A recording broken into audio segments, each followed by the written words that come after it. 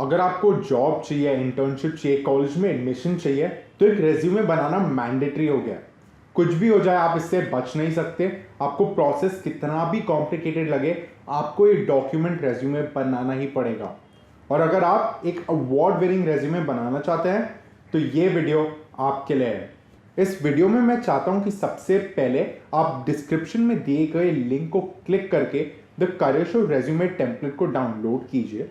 उसके बाद आप मेरे साथ हर एक स्टेप को फॉलो कीजिए। एक स्टेप देखने के बाद वीडियो को पॉज करके अपने रेज्यूमे टेम्पलेट पे काम कीजिए। और अगर आपने ऐसा किया तो इस वीडियो के एंड तक आपके पास एक अवार्ड विनिंग रेज्यूमे का टेम्पलेट, एक ढांचा तैयार हो जाएगा। इस वीडियो को एंड तक जरूर देखना, क्योंकि इस वीडियो के एंड में मुझे आपके लिए एक गिव अवे है। और अगर आप इस गिव अवे में पार्टिसिपेट करना चाहते हैं तो जरूर इस वीडियो को एंडिंग तक देखना। तो आप जल्दी से उस टेम्पलेट को डाउनलोड कर दीजिए, करियर शो के यूट्यूब चैनल को सब्सक्राइब भी कर दीजिए, पोस्ट नोटिफिकेशन बेल भी दबा दीजिए और चालू करते हैं आज का वीडियो, जिसमें हम सीखेंगे एक अवार्ड विनिंग रेज्यूमे कैसे बनाते हैं।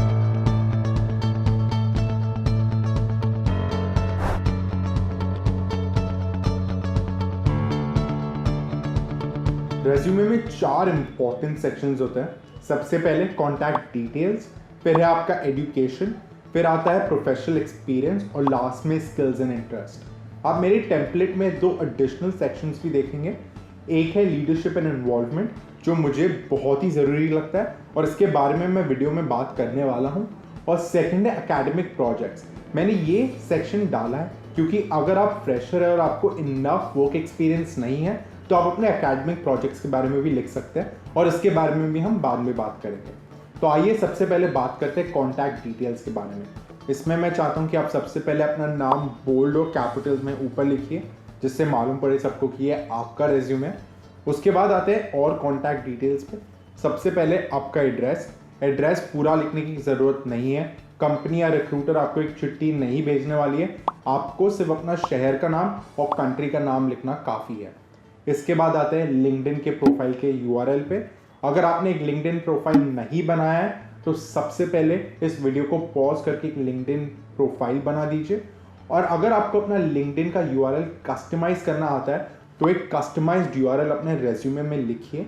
और अगर आपको नहीं आता है तो वीडियो के डिस्क्रिप्शन में आपको उसके लिए एक लिंक मिलेगा, वो देख के अपना लिंक्डइन का यूआरएल कस्टमाइज कर दीजिए।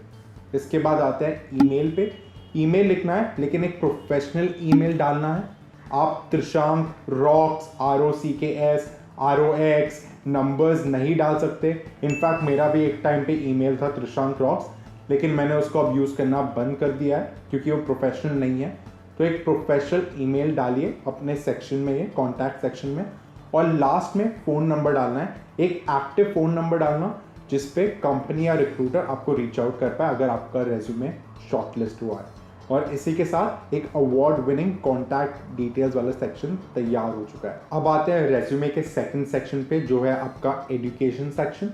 इसमें सबसे पहले मैं आपको बताना चाहता हूँ कि आपका जितना भी एजुकेशन एक्सपीरियंस है वो रिवर्स क्रोनोलॉजिकल ऑर्डर में लिखा जाएगा।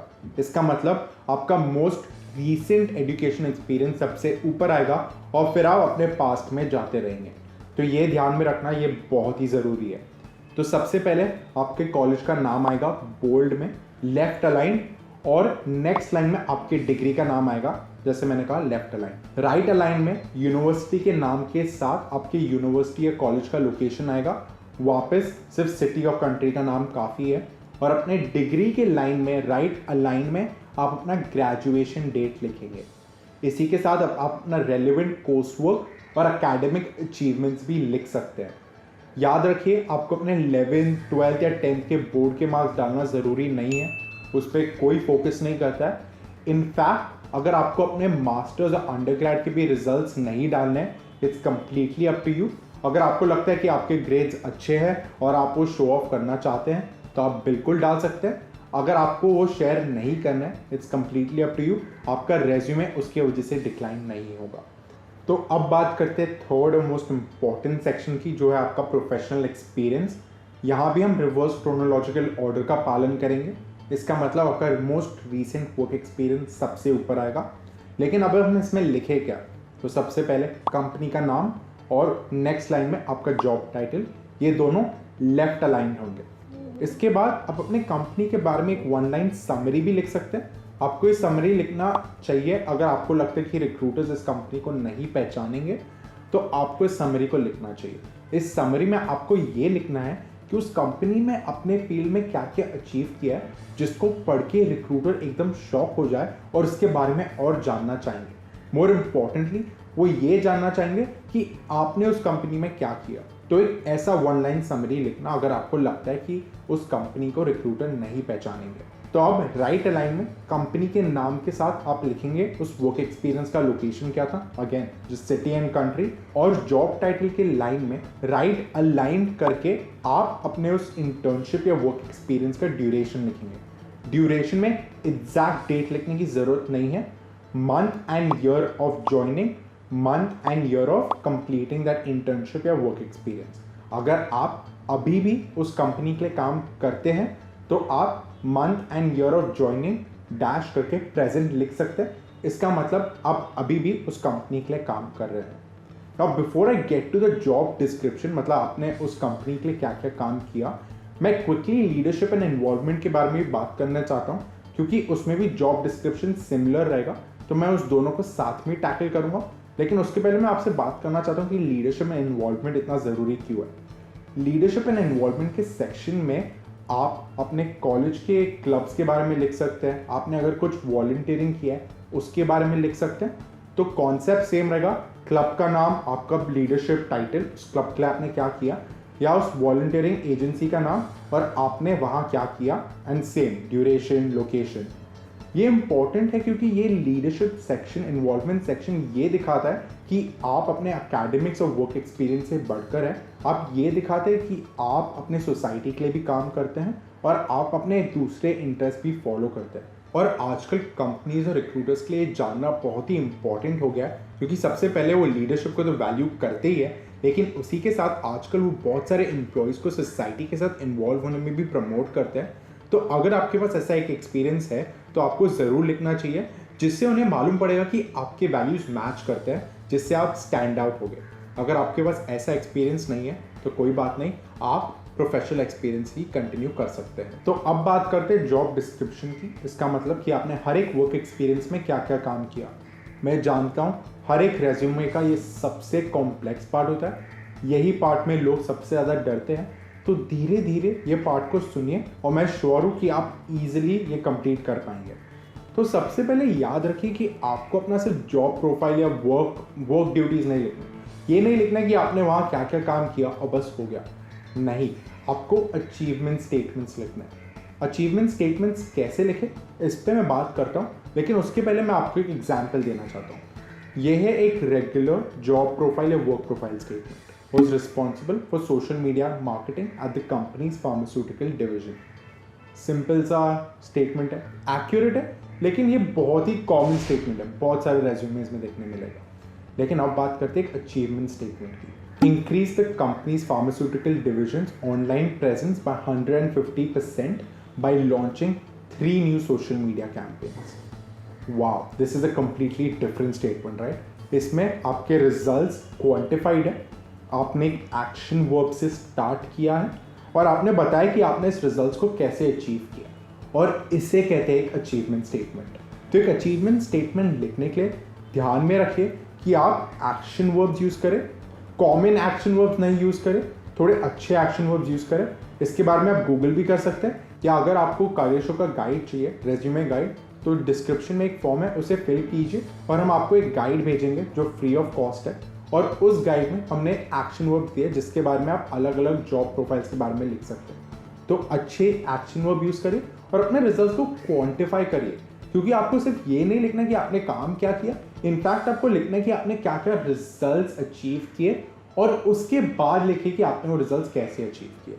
और इसे कहेंगे एक अच्छा अचीवमेंट स्टेटमेंट जो आपके रेज्यूमे को स्टैंड आउट करेगा।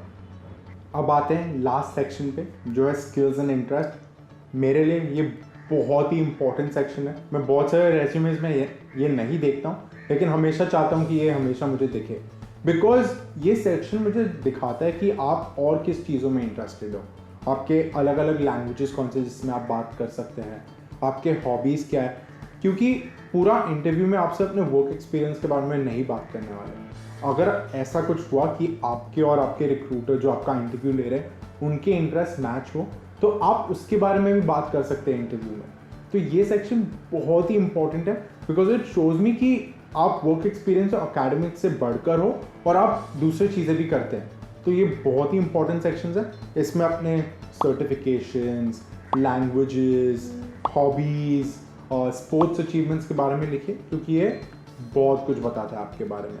अगर आपने अभी तक इस वीडियो को पॉज करते हुए अपने टेम्पलेट पे काम किया, जो हमने टेम्पलेट डाउनलोड किया था, तो अभी तक आपके पास एक सॉलिड टेम्पलेट रेडी हो जाना चाहिए था। लेकिन अभी भी मेरे पास थोड़े एक्स्ट्रा टिप्स है। सबसे पहले फ्रेशर्स के लिए tips, right. Freshers, it's completely okay कि आपके पास ज़्यादा वर्क एक्सपीरियंस नहीं है, लेकिन अगर आपके पास ज़्यादा वर्क एक्सपीरियंस नहीं है तो आप क्या लिखेंगे? जैसे मैंने स्टार्टिंग में कहा था, अकेडमिक प्रोजेक्ट्स। अगर आपने कोई प्रोजेक्ट या रिसर्च पेपर पे काम किया तो आप उसके बारे में लिखिए। अगर आपने कोई क्लास प्रोजेक्ट्स किए, क्लास असाइनमेंट्स किए जिससे टीम में काम किया, तो उनके बारे में लिखिए। अगर आपने कुछ वॉलंटियरिंग का काम किया, उनके बारे में लिखिए, क्योंकि ये सब एक्टिविटीज़ आपकी सॉफ्ट स्किल्स पे फोकस करती है कि आपने क्या टीम वर्क किया है, आपके पास क्या लीडरशिप स्किल्स, आपकी कम्युनिकेशन स्किल्स दिखाते हैं। तो इन सब के बारे में लिखिए। इट्स ओके अगर आपके पास वर्क एक्सपीरियंस नहीं है, लेकिन आपके सॉफ्ट स्किल्स को और ज़्यादा शोकेस कीजिए इन चीज़ों के द्वारा। तो अब आते हैं वीडियो के लास्ट पार्ट में, जिसमें हम वीडियो में डूज एंड डोंट्स के बारे में बात करेंगे। तो सबसे पहले डूज को टैकल करते हैं। ये ध्यान में रखिए कि रेज्यूमे एक ऑटोबायोग्राफी नहीं है। आपको सब कुछ नहीं लिखना है। जो क्वालिफिकेशंस इंपॉर्टेंट है उसको अचीवमेंट्स के फॉर्मेट में लिखिए। ये बोलने के बाद ये भी ज़रूरी कि आप हमेशा अपने रेज्यूमे को अलग अलग इंडस्ट्रीज के लिए कस्टमाइज़ करें। सब नहीं लिखिए, वही लिखिए जो उस पोजीशन के लिए इम्पोर्टेंट है। तो रेज्यूमे को कस्टमाइज़ करिए। नेक्स्ट, आपके रेज्यूमे में टाइपोज नहीं होने चाहिए, तो प्लीज़ अपने रेज्यूमे को प्रूफ रीड कीजिए। और इसी के साथ दूसरे लोग, अपने फ्रेंड्स और फैमिलीज़ को भी बोलिए आपके रेज्यूमे को पढ़ने के लिए, जिससे अगर आपसे कोई गलती मिस हो गई हो तो वो लोग भी आइडेंटिफाई करके आपको बता पाए। और लास्ट, पेड हो या अनपेड हो, सब एक्सपीरियंस लिखिए। सबका सेम वैल्यू है। जो भी आपको एक्सपीरियंस सबसे इंपॉर्टेंट लगता है उस पोजीशन के लिए, वो लिखिए। अब आते हैं डोंट्स पे। सबसे पहले सब कुछ नहीं लिखिए, जैसे मैंने कहा, एकदम डेंस मत करिए अपने रेज्यूमे को सब लिख के, क्योंकि आपको ये नहीं चाहिए कि रिक्रूटर उसको बैठ के ढूंढे सब इंफॉर्मेशन के। So don't make the recruiter dig for the information. Next, don't use fancy fonts जिससे एकदम अलग अलग लिखे। Use a good format and similar format through out. अगर एक चीज़ को बोल्ड किया, एक कंपनी टाइटल को बोल्ड किया, तो सब टाइटल को बोल्ड कीजिए। So easy format. Font size को 10 से कम मत रखिए। और लास्ट, पर्सनल इन्फॉर्मेशन मत लिखिए, क्योंकि ये इंपॉर्टेंट नहीं है, ये मैटर नहीं करता है। आप मैरिड हो कि नहीं, आपका एज, ये सब नहीं मैटर करता। और इसी के साथ आज का वीडियो ख़त्म होता है। और अब आते हैं गिव अवे अनाउंसमेंट पे, जिसके लिए आप बहुत देर से रुके हुए हैं। तो इस गिव अवे विनर को मिलेगा मेरे साथ 1-on-1 कॉल पे आने का अपॉर्चुनिटी, और अपने रिज्यूमे रिव्यू करने का अपॉर्चुनिटी मिलेगा। एक अवार्ड विनिंग रेज्यूमे बनाने का अपॉर्चुनिटी मिलेगा। अगर आप इस गिव अवे में पार्टिसिपेट करना चाहते हैं तो जल्दी से द करेज शो के यूट्यूब चैनल को सब्सक्राइब कीजिए, और फिर कमेंट सेक्शन में जाके मुझे ये बताइए कि आपको ये वीडियो कैसा लगा और आप इस रेज्यूमे रिव्यू को क्यों डिजर्व करते हैं। Why do you think you should get this resume review. Next week या 2 हफ्ते बाद मैं एक लकी विनर को सिलेक्ट करूंगा और उसके साथ फर्दर डिटेल्स के बारे में बात करूंगा। So once again, thank you so much guys for watching. I hope आप इस वीडियो के द्वारा एक अच्छा अवार्ड विनिंग रेज्यूमे बना पाए। And once again thank you. अपने दोस्तों के साथ शेयर कीजिए। Until next time, good bye.